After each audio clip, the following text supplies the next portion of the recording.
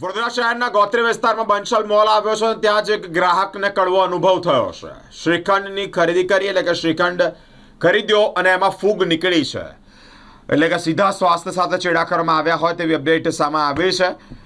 આજે ગ્રાહક છે તેઓએ રોષ પણ વ્યક્ત કર્યો છે। સાથે જ આવી કેટલી જગ્યાઓ પર આવા મોલોમાં કે આવી દુકાનોમાં ફૂગવાળી વસ્તુઓ વેચવામાં આવે છે તે અંતર્ગત આરોગ્ય વિભાગની ઘોર બેદરકારી સામે આવી રહી છે। આ બંસલ મોલ ખાતે શ્રીખંડ પર ફૂગ દેખાતાની સાથે જ ગ્રાહક ગુસ્સે થયા છે। આ બંસલ છે જે ગોત્રી વાસના રોડ પર બંસલ છે નીલાંબરની બાજુમાં। હું ત્યાંથી શ્રીખંડ લીધું જેમાંથી ફંગસ નીકળી છે અને હું અહીં આગળ આવી હતી મળવા પણ મને કઈ જવાબ નહીં આપ્યો। ક્યારે બેન શ્રીખંડ લીધું હતું તમે?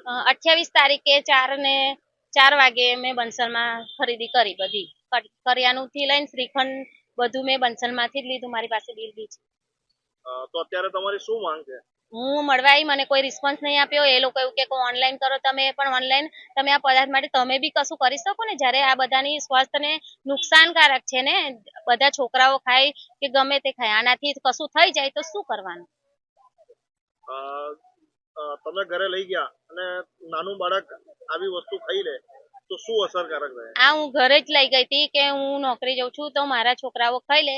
હું રોટલી બનાવીને આ મીકીને ગયેલી, છોકરાને બતાવીને છોકરાએ એક ચમચી ખાધી અને રવા દીધું કે મમ્મી મને નથી ખાવું। પછી હું ઘરે જઈને જોયું તો એમાં ફંગસ હતી, એટલે પછી હું સીધી બંસલમાં આવી, જે બંસલ વાસના ભૈલી રોડ પર છે, નીલાંબર સર્કલ ગોત્રી ત્યાં। મારી સમસ્યા એ જ છે કે આ ખાદ્ય વિભાગ છોકરાએ મારી ખાધું છે અને પ્લસ કે આની એક્સપાયરી ડેટ બી 2026 મે માં છે, તો આ ફંગસ વાળું આપે છે તો કેવું હાલે? આ બધાની સ્વાસ્થ્ય માટે તો ખરાબ જ છે ને, અને બધાની જિંદગી જોડે ખેલવાડ કરે છે આ બંસલમાં। હું આવી મળવા અને મેં કીધું કે મને ઓનર જોડ મળાવો, કાં તો મને કે મેનેજર મીટિંગમાં છે, કલાકથી હું વેટ કરું છું, મેનેજર આવતા નહીં, કોઈ રિસ્પોન્સ નહીં। પ્રોડક્ટ મંગાવે છે અને ખાલી બસ બધાને મારવા માટે જ મંગાવે છે। મારે કેવું એવું છે એટલે આગળ સુધી પહોંચાડો કે આ બંસલમાં જે જ હું દર ઘડીએ બધું જ લઉં છું, મારો સામાન બધું જ બિલ અમારી જોડ છે, દર વખતના બિલ। મેં આના સિવાય ક્યાંથી પણ પ્રોડક્ટ લેતી નથી।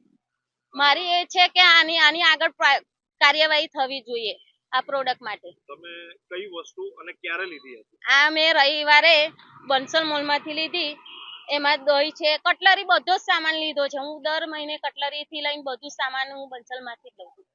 શ્રીખંડ બી મેં બંસલમાંથી જ લીધું છે, મારી પાસે બિલ પણ છે અને અંદર જો ફંગસ બી છે। આ જુઓ, આ છોકરા, અરે હું તો એમ કઉ છું કે છોકરા માટે જ લઈએ ને, છોકરાઓ ખાઈ જાય, ખબર ના હોય તો શું કરવાની?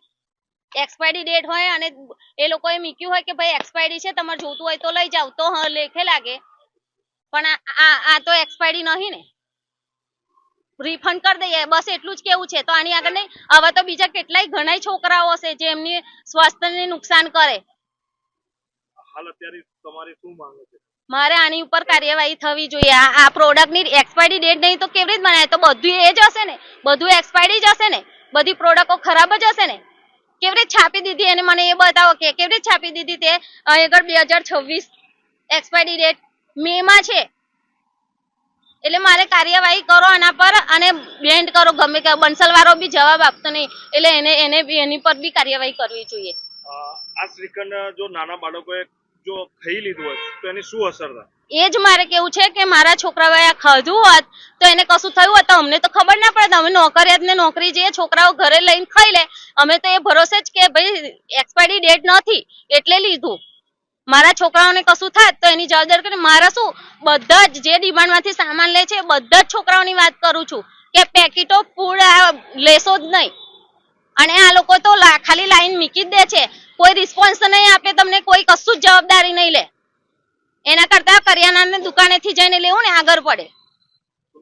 માડી નહીં ના બેન દિનેશ।